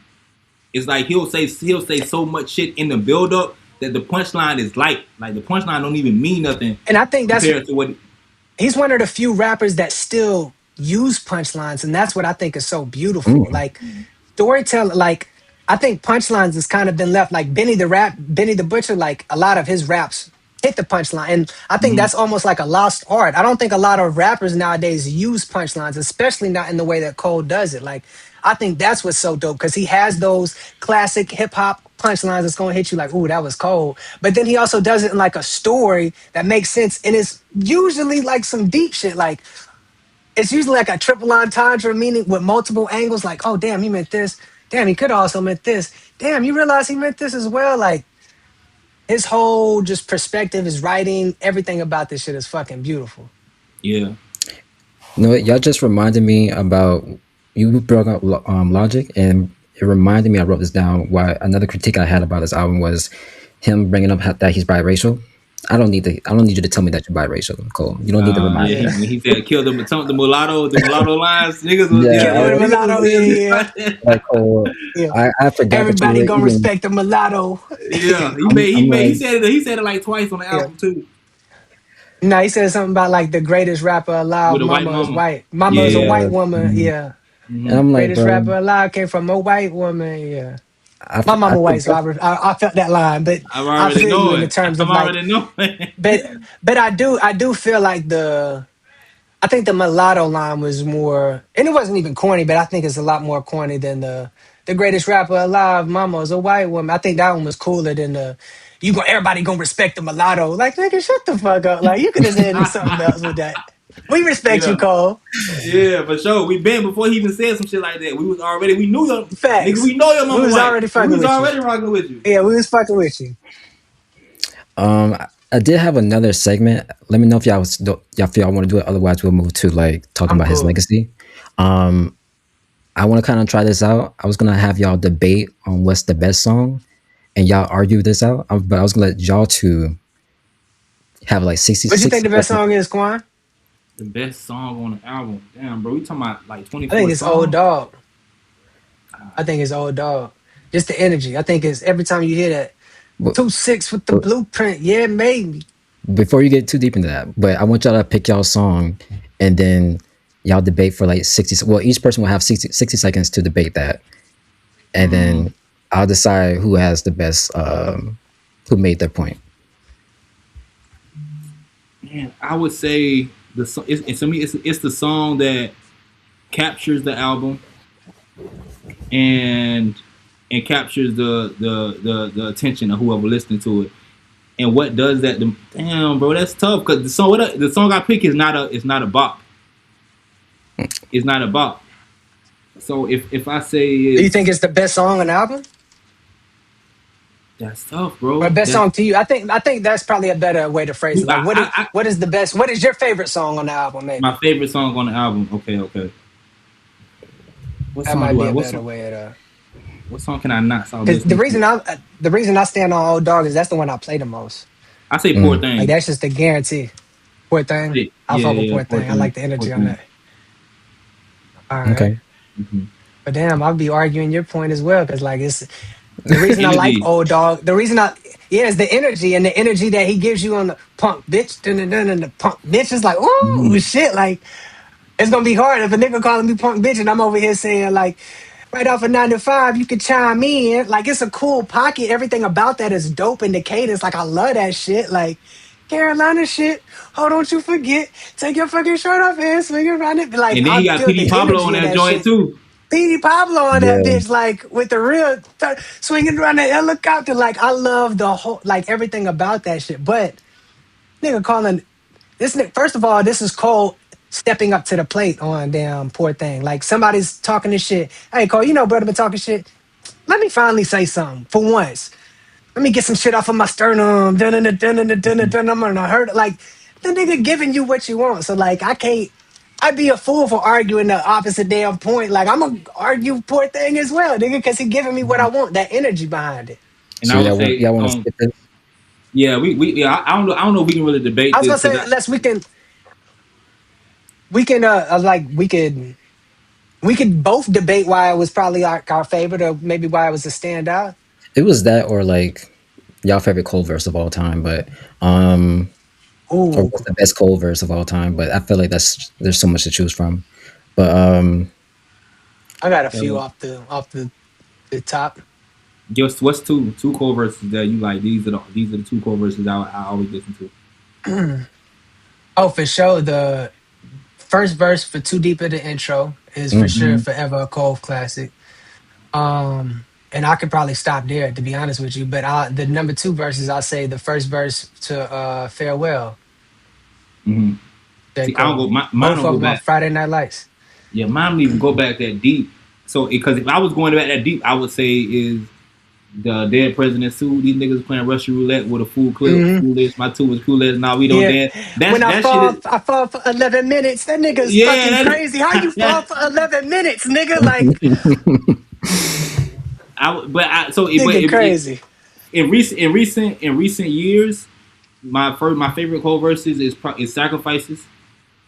yeah, That Sacrifices, yeah, that verse for is sure. legend. That verse is legendary. that was one And of It's mine. because not only the passion, bro, what he exposes in that verse. That's his first time ever opening up and like, yo, I'm having a child, my nigga. Like, yeah. he's never done that in a verse before. And the fact that he's saying that my second on the way, like, oh, wait a minute, you having a kid? And then if Mm-hmm. you said something earlier, Cleve, about like this was his like the beginning of like the fall off from him itching at like he might never do it again. I really think it was the Revenge of the Dreamer sessions. The reason he had the second sessions with everybody coming through, he says it in the documentary. He's like, I was always thinking like if I stopped and I'd never want to do this again, I don't want to leave the game saying like, oh, I never work with nobody. I was standoffish. Just like, no, I want to work with niggas. Like that's why I'm about to go hop on everybody's shit. He puts that out and then he goes on this fucking crazy feature run. No, I So agree with you. That actually it's speaks to like. Oh, go ahead. No, go ahead. no, I say yeah, sacrifices, and the second one would probably be damn if it's not the joint he got with Black. Oh, okay, yeah, Pretty Little Things or Yeah, Pretty yeah, Little yeah, Liars or what is it? I yeah, love yeah, that verse yeah. too. Pretty Little Fears. Pretty is either Pretty Little that Fears, yeah. or of course the That's the joint with show I'm Benny, thinking. Johnny P's Caddy. Yeah. Yeah. Um, and actually, we'll get to the finale because we way over time. But my question for y'all, final question is, what does his legacy look like, and how much has he evolved as an artist over the years? His legacy is fucking. I think the nigga beat the game. What was the second part of the question? What does his legacy look like? And what was the second part? How is he How going? has he evolved? Is Also it keep in mind. evolved? Also keep in mind that he's now independent. And I believe he dropped his album independently. And that's what I was. That's literally about to touch on that point because I think I'm the one who told you that, or at least I Yeah, told you to look yeah, it up. That's what I think is so beautiful about it. The nigga beat the game. Like he came in, signed to Jay-Z. Like he quote unquote made it just to find out like Jay-Z's gonna shelf you. Even though you're a rapper's rapper and Jay-Z's a rapper's rapper, he's gonna want you to put a single. So you gotta figure that shit out. And then you gotta get denied. You figure out, damn, who that? Oh, it's cool, but we gonna try it, but we not really fucking with that. Then work out. Like you figured it out. And then he said in the song, Let Nas Down. Gooch told me play the game to change the game, but on the way I let Nas down. Not whenever J. Cole put out the song Workout, that was him beating the game. Like, oh, I figured out how to make a single, let everybody fuck with me, and I still kept the fucking core of my fans. Nas like, bro, why you do that? Why don't he know he the one? Why would he put out that song? And he's like, um, um, um. So do you mean if I followed my heart? That he basically said, like if he follow, how could I fall apart? You mean to telling me something if I fall I know you're talking apart, if I about like follow follow my the heart? fans, follow their Stuff. heart, some shit like that. Yeah. Yeah, but he's basically saying like I can't fail. Like, how are you, Nas? Didn't you write? You owe me. You made these singles too to try and keep your career going alive. So basically, like this pure artist. Like, I just want to be about, and I see myself in it because I've learned from Cole, and that's why I navigate the way I do. Basically, like somebody seeing this industry, like I want to do that. Like, I really think I can do that better. All right, well, go see if you can do it better. Oh, I am doing it better. And then you realize, like, oh, it's not just raps. Like they actually don't give a fuck if you can rap that well. Are you gonna be able to do this shit? It's like, I ain't wanna do that shit. He's like, well, nobody's ever gonna hear your raps. He's like, oh, I gotta do this shit, doing this shit. And then people hearing the raps and then people respecting the raps. And it's like, you do all this shit, you get the fame and notoriety, you're the quote unquote respected by all your peers. You're in this big three. You have all the marketing. You have everything that you need at this point in time. And now you go independent. Like, I think that's what breaks the game. Like, anybody in the big three could have done it. Kendrick could have did it. Drake could have did it. I even mentioned to you, Cleve, like Kanye already did it. Kanye was a billionaire and went independent, but because what Kanye on with the fucking bullshit with Kanye Beyond, all that shit gets washed out. Nobody cares that you're independent and you're selling these numbers. Once you realize as an artist you can just touch the fans, Cole's done this shit from day one. When Born Center, he's driving to people's houses, pulling up to their houses, playing in the album. He's getting real connections with people. People are, I'm not the only person who feels this way about Cole. Everybody feels this way about Cole. We've all grown with this man. We really feel like we know this nigga, and this nigga don't know we fucking exist. That's a real fucking connection with people. And the fact that you're now an independent artist, you no longer need to say, hey, everybody, look at this dude named Jay Larry. He's really dope. He can rap. And everybody be like, damn, that nigga can rap. Hey, yo, everybody fuck with this dude. He got that now. He no longer needs them. What can you do for me now? I'm now doing it independent. I'm now going to go direct consumer. I'm going to partner with Even and sell my shit direct to fucking Even. You can stream my shit. You can buy my physicals. You're doing all this. I'm going to promote my shit by driving to the campuses, doing all of this shit that all independent artists, they're doing this shit anyway. Like, all it took was one of the biggest artists. the best analogy I can give you is just watch what Cole's doing. Like what we're witnessing right now is Cole breaking the system. The game, it's already been changing, but what he just did with this album, especially with it being quote unquote the fall off, the you making it is getting signed to the label. Most people's fall off is whenever you get kicked off of the label or you leave the label. That's usually when your shit starts to decline. Except if you're J. Cole or somebody in the big three. Whenever you leave the label, well, guess what's now about to happen for Cole? He's about to be the biggest thing he's ever fucking did because nobody's saying, well, hey, you got to do it this way, or we need a single, or hey, that doesn't align with the marketing, or we need to make sure you can. No, everything is on you now. But guess what? You have to do the work. So I think that's the beautiful thing that we're about to witness. We just seen Cole work the last 15 years busting his ass to get this freedom. And it's like, all right, now you got the freedom, but it's on you. Are you going to relax? Are you going to be mysterious for 5 years? Or are you going to put feet to the pavement? Are you just going to produce other people's albums? I think we're now really about to see Cole. I think this is really the beginning of Cole's career, in my personal opinion. Like Mm. everything he does from this point moving forward is what he's been wanting to do from the beginning. It's like a nigga, this is what I want to do. I want to join the industry, or I realize I can't do that shit. All right, well, now that I gained my independence back, everything that I sought out and I wanted to do, I can Mm-hmm. now do it now. And that's what we're literally witnessing. Like, I Mm-hmm. think that's the beautiful thing about this album, about him being the independent artist, about the way he interacts with his fans. Everything about this shit is beautiful. If you've been watching the Inevitable podcast series, he's telling you all this shit. If you watch the damn Dreamville Fest, the last one was in 2025. If you listen to the series, it's not the last one. He's probably going to change the name because he wanted to get the business structure. That shit probably had a lot to do with UMG and his label being signed with UMG. So the fact that you know this shit now. Now that you have the wherewithal, you know how the festivals ran. You know, oh, I just need to talk to Kwon. Kwon got the field. I got the people. Okay, I know my dog Cleve. He got his own podcast. He got the vendors. Okay, these are three people I need to talk to. I now know this. I can keep this money between us three instead of giving it to them now. But now you got to do all the work. I think he's like, well, I've been doing the work anyway. Now let me see what I can do with it type shit. And that's what we're witnessing. He's been saying it through the music the entire time. This, oh, sell my soul shit, all the selling your soul shit is you signing away your contract and you realizing like, oh damn, I figured some shit out, but now that I figured it out, it's too late because I've already signed a contract. Because once you sign a contract, you're gonna figure a lot of shit out. You're gonna see what's behind the curtain. You're gonna see how the magic is made. But now that you see behind, are you gonna? Oh, I no longer want to be a magician because doing magic tricks is now corny, is goofy. No, nigga, you used to be fascinated by the magic. Now your job is to continue selling the magic, but do it for yourself. Don't be like, Mm. oh, well, this is all they're doing now. I think that's what we're witnessing. Mm-hmm. I wonder, is that the reason why he doesn't work with or collaborate with so many other producers? Now that you said that. Why? Because they're signed, or what? Well, I don't know. Maybe it doesn't relate, but the reason why, because when he's going independent and also like being an artist that's true to himself, but maybe there's some complications with that, or I don't know. That was just a thought that came to my head. I don't know. It may not even be that may not even be a problem or the case. I don't think it. Just me assume because I don't know shit. I don't know Cole, but I think just on artist shit, especially knowing the type of artist is, it's just like, bro, this squad like.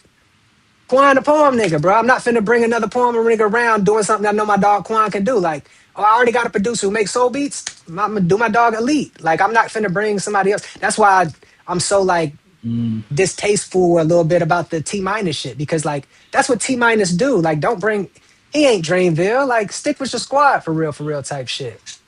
So I think Mm-hmm. that's really what why in terms of the producing type shit. I think he just fucking with the home team for real. And for you, Nah, that's Quan, good. what do you think his legacy is at this point? If you've seen the numbers, he just broke a record in terms of I don't know I don't want to misquote it, but I know it was in terms of the streams, the amount of streams he got, and the amount of years he has spent, the amount of years that have lapsed, and he's been sort of doing the same shit that he just did. So in terms of legacy, Unheard of. right, in the numbers, it's unheard of. And in terms of legacy, I would say for me personally, in my book, as I assess Cole as an artist that has inspired, influenced, and kind of left a mark, or is still leaving a mark on who I am as an artist.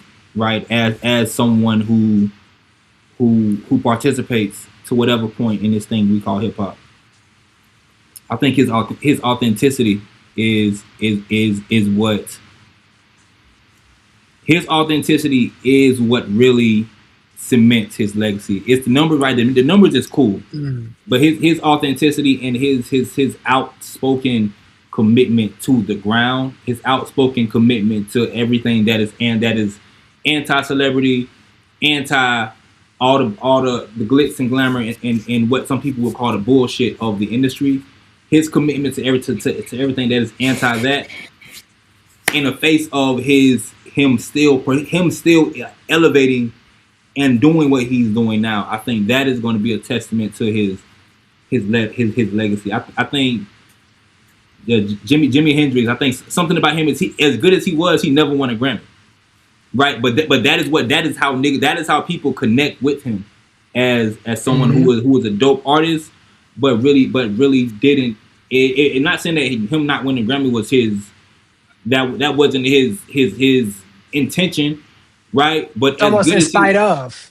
yeah, in spite Yeah. of, he's still remembered as someone that was dope without that.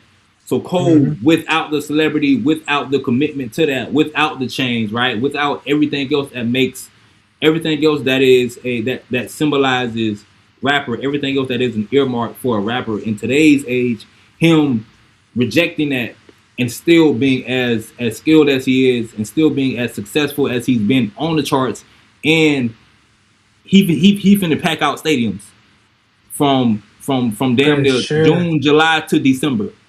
Him still Yeah. doing that Worldwide. worldwide, bro. Nick in 2016, Worldwide. nigga pulling up to arenas in a prison jumpsuit, and niggas lined up to see him.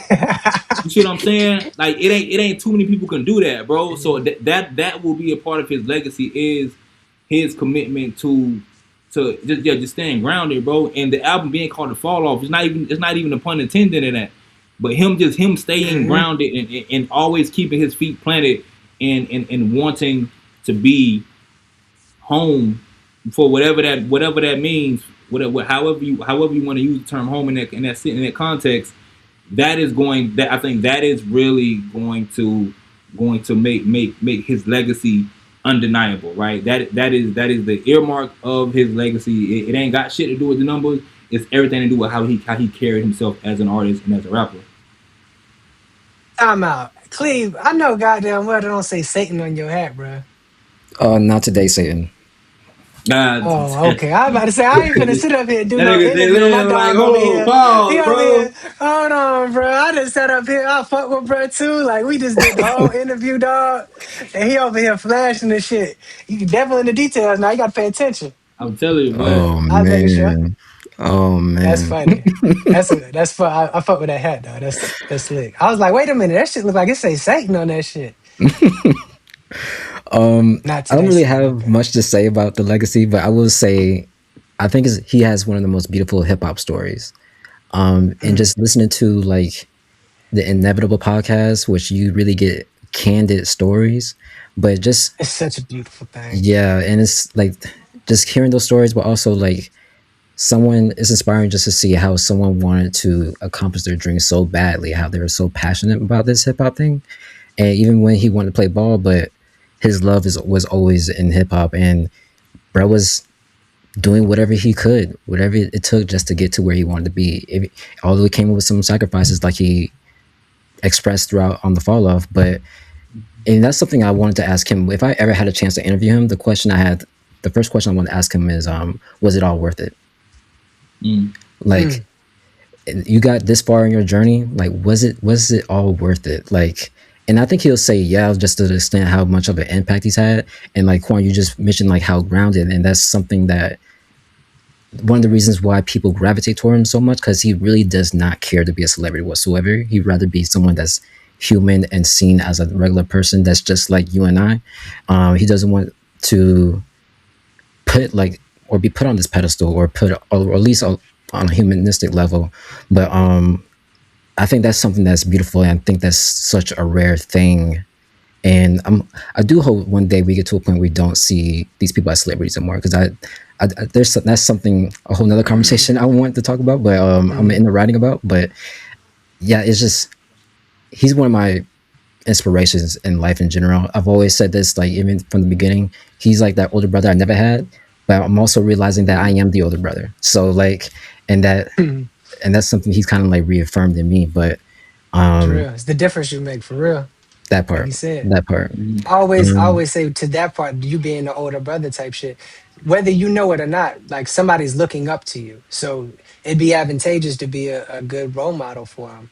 Because whether they tell you like, yo, Cleve, I'm looking up to you every single day whenever you be posting your shit, dog. Like every time you post some shit, I make sure I'm on my shit. So I got something to post. People don't tell you that, but they're looking up to you every single day. Or Kwon, you in the gym every single day, like, oh damn, let me get back on my shit. Like there are Mhm. people who watch you every single day and you're like their reminder to get back on their shit, but they don't ever say that to you. Like, and that's something that I read that somewhere and I was like, oh, that's a reminder. Like almost just like to never be too discouraged, never be too down. Like, remember somebody's watching you and there's something that you're doing that somebody like, they're like, oh, I fuck with that. Like, I respect that. So like, I think a lot of, especially being a creative, we get in our own way a lot. oh So yeah, sometimes we're like, man, don't nobody give a fuck about this. Or is it even worth it? It's like, nah, somebody like that's the only thing they give a fuck about you. Like, I stopped running. I used to run every single day, which I'm finna get back into it. But somebody was like, damn, bro, like I remember you was running every single day. I was like, you ain't never like no shit. You ain't never tell me I was running. He's like, nah, bro, I was following your story every single day, bro. I kept saying I was gonna run. I don't see you post no more though. I was like, damn, nigga, like something like that would have just kept me in the spirit of like, nah, I can't never yeah. stop running, bro watching me type shit. Like just that little reminder. So you are the big brother for sure. And you know what? Just a quick tidbit on Kwon in the gym. I saw you lifting like, I think it was like 65 or 85 pound dumbbells, and I'm like, bro, I gotta lock in. I'm like, Word, like, man. Literally what I'm talking about. We And if trying I to, ain't right, say that, man. like he wasn't gonna tell you that. We trying to I was stay. like, Yeah, bro, appreciate it, brother. I'm trying, man. Honestly, bro, it ain't even the people think it's a. I'm like, man, I'm trying to stay alive, right? Like, yeah, That part. yeah, like at this point in my life, I exercise and do what I do and try to stay active to keep living and to really stop and Mhm. attend to my body. That's a part of working out, even though it's work. That is a part of self care, right? That to me, that's rest. Amen. That is yeah. me Hmm. removing myself from the rhythm of my life and going to take care of myself because I want to keep doing this thing we call life at my greatest capacity, whatever that may be. Amen. Um, To me, it's an and emotional regulator for yeah, sure. Yeah, I was gonna say yeah. that.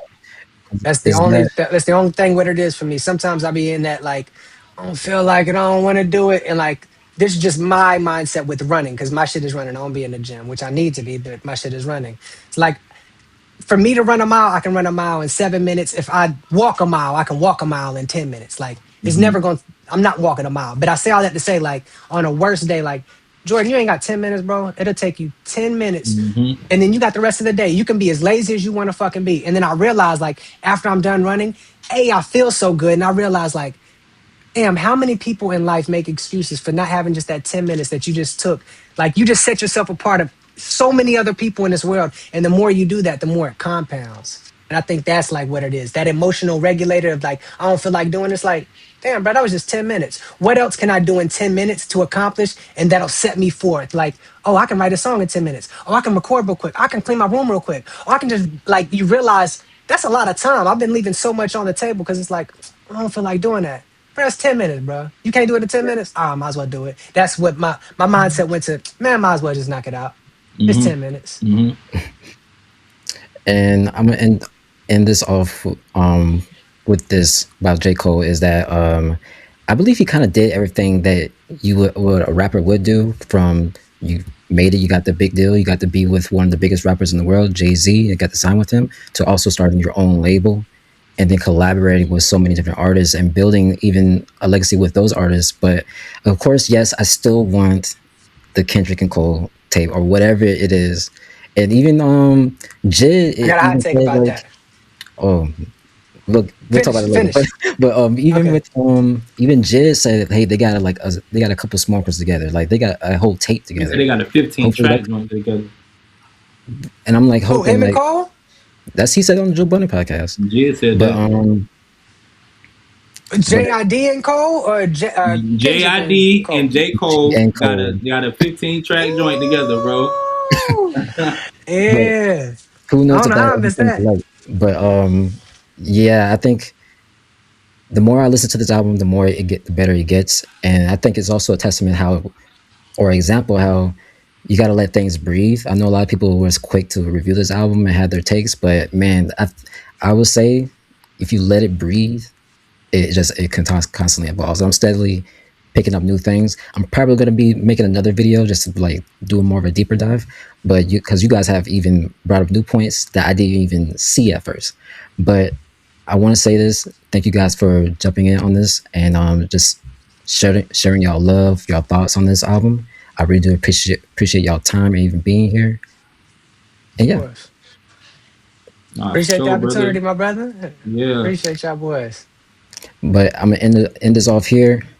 Thank you guys once again, and thank you guys for watching. Please like and subscribe, and we'll catch y'all later. Peace and love.